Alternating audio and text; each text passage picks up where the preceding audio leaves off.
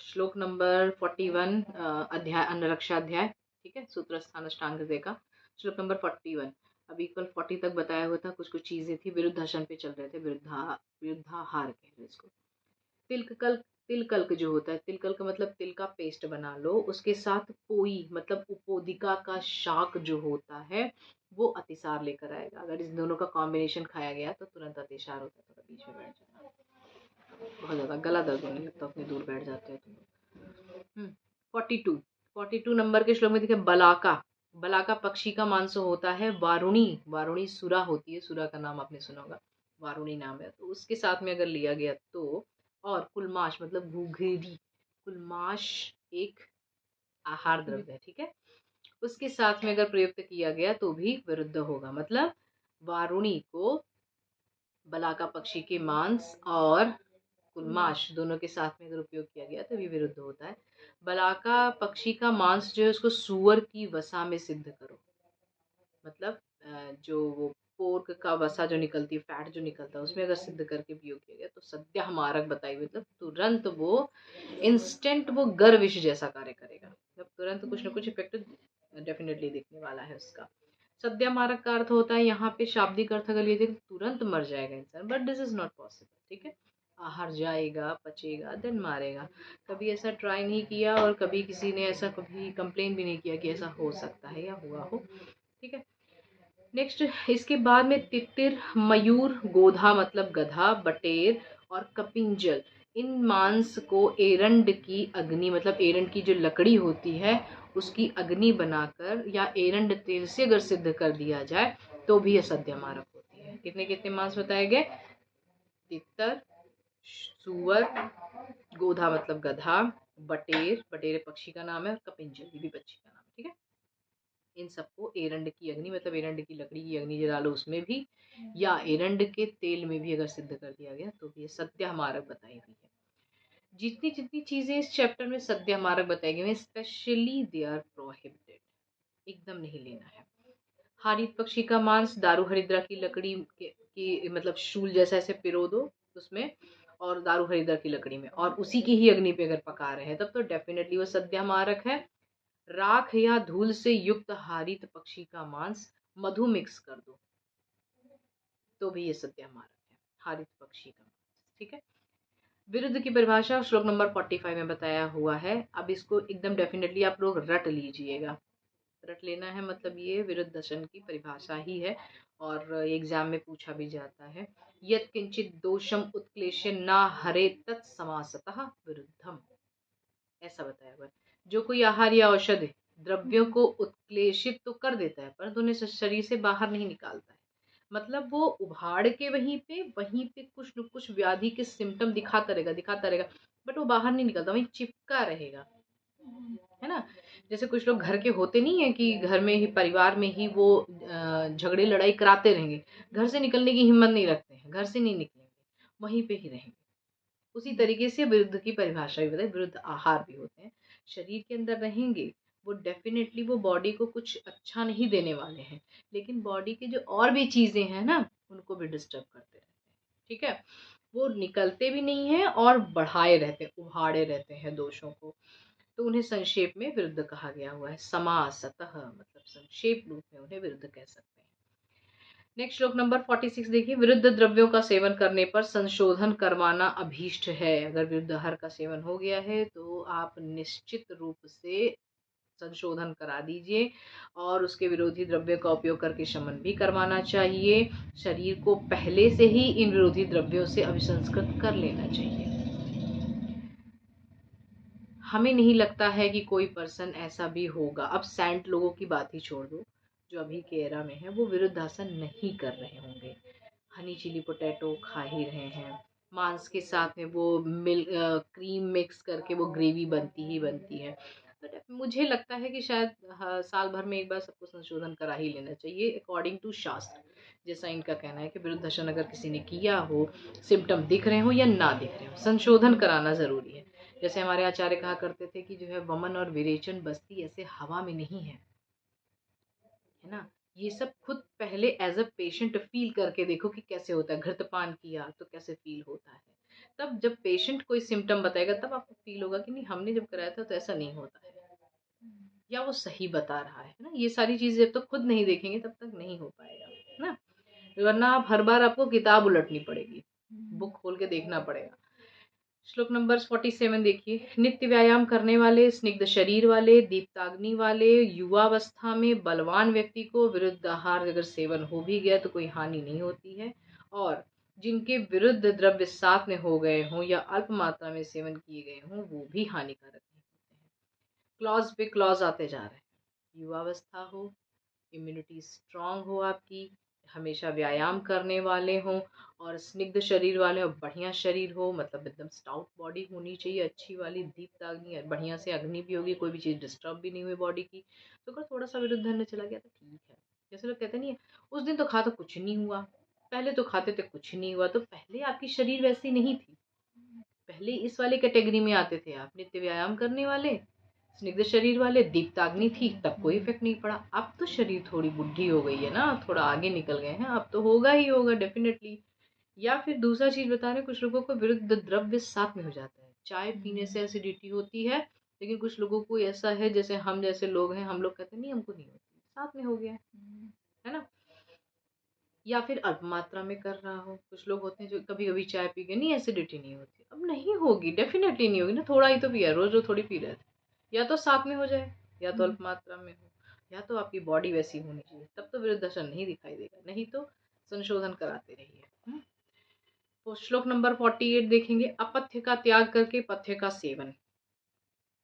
एक क्रम बताया हुआ है, पादांशिक क्रम, ठीक है। पादांशिक क्रम मतलब पद, पद मतलब स्टेप, स्टेप कैसे चले जाते हैं, छोटे छोटे, भाग दौड़ के नहीं, उस पद के अंश मतलब छोटा ही पार्ट से ही आपको पथ्य और अपथ्य का सेवन करना चाहिए। पथ्य मतलब डाइजेस्टेबल, अपथ्य मतलब इनडाइजेस्टेबल, मतलब जो नहीं डाइजेस्ट होगा, और जो डाइजेस्ट होगा दूसरे भाषा में कहा जाए जो आपके लिए अच्छा है, जो आपके लिए अच्छा नहीं है, ऐसा, ठीक है। जैसे लोग जब आयुर्वेदिक डॉक्टर के पास में आते हैं तो ये चीज़ें ज़रूर पूछते हैं, डॉक्टर साहब क्या क्या खाएं और क्या क्या ना खाएं, क्योंकि उन्हें पता है यही एक डॉक्टर है जो ये बता सकता है कि हमें क्या हमारे लिए अच्छा है, क्या अच्छा नहीं है ना। तो चौथाई भाग, पद मतलब चौथाई भाग समझिए, और उसका भी एक अंश ले लीजिए, छोटा सा पार्ट, ठीक। क्रम से ही आपको 2 या 3 पद का सेवन करना चाहिए, उसके बाद उसको छोड़ देना चाहिए। मतलब पार्ट बताया गया हुआ कि क्या क्या कैसे कैसे लेना है। अचानक से कोई भी चीज अगर छोड़ी, अपथ्य का सहसा त्याग करने पर और पथ्य का सहसा सेवन करने पर क्या होता है, विकार उत्पन्न हो जाते हैं, असात्मज।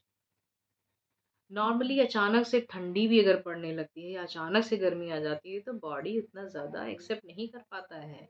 किसी की इम्यूनिटी अगर अच्छी नहीं हुई तो तुरंत छींकें शुरू हो जाती हैं, तुरंत जुकाम होगा, तुरंत उसको बुखार हो जाता है। छोटे बच्चों को देख लीजिए, कहते हैं सीजनल चेंज हुआ है, इस वजह से हुआ है। सीजनल चेंज नहीं, बॉडी एक्सेप्ट नहीं कर पाती, that that will be the foreign body for him, है ना। अब उसी तरीके से जैसे किसी ने आज आपने चैप्टर पढ़ा, विरुद्धासन नहीं करना है, हो सकता है आपको साथ में हो गया और अचानक से आज आपने बंद कर दिया और कल से बिल्कुल बहुत अच्छा भोजन करेंगे, ये भी बेकार है ना, विकार उत्पन्न होना ही है। क्योंकि वो तो बॉडी, जैसे आपके क्लास में 60 से 100 बच्चे अगर होते हैं, जैसे आपकी क्लास में 60 बच्चे हैं, तो उसमें कुछ अच्छे होंगे कुछ बुरे होंगे, दोस्ती आपकी सबसे है। जो अच्छे होते हैं अगर वो किसी दिन क्लास में नहीं आते तो भी ध्यान दिया जाता है, और जो बुरे होते नहीं आते तो भी ध्यान दिया जाता है। तो वैसे ही अपनी बॉडी का भी हाल है, चाहे कोई चीज़ अच्छी हो या बुरी हो, अचानक से अगर बॉडी से बाहर गई तो बॉडी को इफेक्ट तो पड़ेगा, है ना। चाहे वो अपने अच्छे मित्र हो चाहे बुरे मित्र हो, अगर वो अपनी ज़िंदगी से गए बुरा तो लगता ही है एक बार, ठीक है।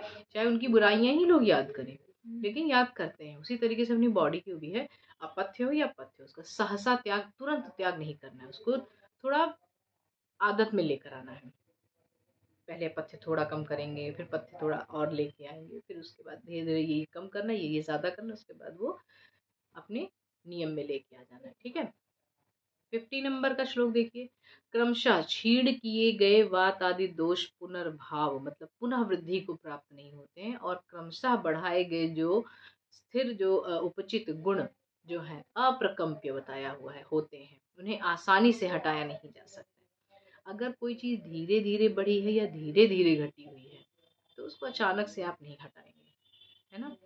और अगर हटा दिए तो वही फिर से पहला वाली बात, विकार उत्पन्न होने ही होने हैं, है ना। 51 नंबर का श्लोक देखिए, विद्वान व्यक्ति द्वारा अत्यंत सन्निकृष्ट रहने वाले और दूषण का स्वभाव वाले दोष जो होते हैं, अहित मतलब आहार आदि का प्रयोग दूषण करना उचित नहीं है। मतलब यदि बहुत सन्निकृष्ट रहने वाले या दूषित रहने वाले जो दोष हैं, उनको बहुत ज्यादा उपयोग में नहीं लाया जाता है, ठीक है। जैसे अगर पता भी चल गया कि हाँ ये दूषित करने वाले हैं तो अब नेक्स्ट इसी में त्रयोपस्तंभ भी बताया हुआ है। इसी चैप्टर में त्रयोपस्तंभ बताने की क्या जरूरत थी। व्हाट इज त्रयोपस्तंभ? आहार, निद्रा, ब्रह्मचर्य, ठीक है। त्रयोपस्तंभ का अर्थ होता है सब पिलर्स, 3 सब पिलर्स। किसी भी चीज को स्टैंड होने के लिए, मतलब स्टैग्नेंट होने के लिए मिनिमम 3 स्टैंड की जरूरत होती है। जैसे त्रिपाया जो होता है, जैसे ये भी स्टैंड जो खड़ा रहता है वो भी 3 पाए के, है ना। मिनिमम 3 लगना ही लगना, मैक्सिमम कितनी भी लगा दो लेकिन मिनिमम 3 चाहिए ही चाहिए। तो ये त्रय उपस्तंभ मतलब 3 उपस्तंभ किस चीज के हैं? लाइफ के हैं ये। किसी भी व्यक्ति के जीवन को स्टैग्नेंट, स्थिर और खड़ा रखने के लिए 3 उपस्तंभ की जरूरत है। 3 मिनिमम 3 पिलर्स की जरूरत होती है। पहला आहार, खाना बढ़िया होना चाहिए, निद्रा, नींद बढ़िया होनी चाहिए, ब्रह्मचर्य, शुक्र धातु मजबूत होनी चाहिए, ठीक है। ये तीनों चीजें बहुत ही ज्यादा जरूरी हैं और तीनों में से एक भी बिगड़े तो दो स्टैंड पे कोई भी चीज खड़ी नहीं हो सकती है। एक भी अगर गिरा तो तुरंत लाइफ नीचे जाने लगती है। तुरंत मरेगा नहीं इंसान, लेकिन विकार या व्याधि उत्पन्न डेफिनेटली होने वाली है, ठीक है। तो उस हिसाब से त्रयोपस्तंभ बताए आहार, निद्रा और अब्रह्मचर्य। यहाँ पे अब्रह्मचर्य कहा हुआ है और चरक में ब्रह्मचर्य बताया हुआ है। और श्लोक में देखिए शयन लिखा हुआ है, निद्रा नहीं आई हुई है, शयन। आहार शयन अब्रह्मचर्य ही युक्त्या प्रयोजित शरीरम धारियेत नित्यम आगारम इव धारणे। ये जैसे मकान, आगार मतलब मकान को धारण किए रहते हैं कौन? बिम, पिलर्स। वैसे ही ये शरीर को धारण किए रहते हैं कौन? त्रियोपस्तंभ, 3 उपस्तंभ, आहार, शयन और अब्रह्मचर्य। अब आहार के बारे में तो पूरा इन्होंने पीछे सब बता ही दिया कि खाना कौन सी चीज खाना होता है, इसमें से कौन सा अच्छा है कौन सा बुरा है भी बता दिया। पीने का पानी कैसा होना चाहिए, और भी पीने के लिए बहुत सारी चीजें उन्होंने बताई। सूरा बताया, मधु बताया, इक्षुरस बताया, बहुत सारी चीजें बताई खाने पीने की। उसके बाद ये भी बताया कि अगर अन्न में जहर मिल जाए तो क्या होता है, कैसे लक्षण होते हैं, भी सारी चीजें बता दी। आहार के बारे में सब कुछ एक्सप्लेन कर दिया। इसीलिए इन्होंने देखिए लिखा है आहारो वणितस तत्र तत्र च वक्ष्यते। जहां जहां जरूरत थी वहां वहां इन्होंने सब आहार के बारे में गाना गा दिया। दिस इज आवर शास्त्र। इतना ब्यूटीफुली इन्होंने बताया हुआ है, कोई भी चीज रिपीट नहीं की हुई है ना। जब तंत्र गुण पढ़ते हैं तो उसमें ये चीज आई हुई है कि हम रिपीट नहीं करते हैं शास्त्र को। कोई भी चीज अगर रिपीट हुई भी है कहीं भी बाद में जाके, तो उसका बाद वाले जगह पे स्पेसिफिक कुछ इंपॉर्टेंस होगा तभी वो रिपीट होती है, अदरवाइज वो रिपीट नहीं होती। इसलिए इन्होंने अगर यहाँ से फिर से आहार के बारे में बताया होता तो बोर हो जाता पूरा, अरे वही वाला फिर से गाना गा रहे हैं। इसलिए इन्होंने लिख दिया हुआ श्लोक में, प्रॉपर श्लोक में आया हुआ है चीज। आहारो वर्णितस् तत्र तत्र च वक्ष्यते। जहां जहां उसकी जरूरत है वहां उन्होंने बता दिया हुआ है, वहां वहां आहार के वर्णन हमने कर दिए हुए। इट मीन्स 5, 6, 7, अभी तक जहां तक 7th चैप्टर चल ही रहा है, 7th इसके पहले सब आहार के बारे में हमने बता दिया। खाने वाला द्रव्य कौन सा होगा, पीने वाला द्रव्य कौन सा होगा, मात्रा कितनी होगी, मात्रा भी बता दिया हुआ है उन्होंने। उसके बाद फिर आहार में अन्न ये जहर मिल गया तो क्या क्या उसके लक्षण होंगे, हमें उससे बचना कैसे, हम कैसे जानेंगे, ये सारी चीजें उसकी ट्रीटमेंट तक इन्होंने बता दी। अब इन्होंने बताया कि अब समझ लो कि आहार कितने इंपॉर्टेंट है। अब इस चैप्टर में इन्होंने क्या किया है, 53 नंबर के श्लोक से निद्रा का वर्णन कर दिया हुआ है। शयन जो दूसरा बताया था, शयन तो उन्होंने पहले बता दिया कि सोना जरूरी है। अब निद्रा आनी चाहिए, इसलिए इन्होंने नेक्स्ट श्लोक से निद्रा का नाम ले लिया। निद्रा यत्तम सुखम दुखम पुष्टि कार्श्यम बलाबलम वृषता क्लीबता ज्ञानम अज्ञानम जीवितम न च। ये चीज कही हुई है।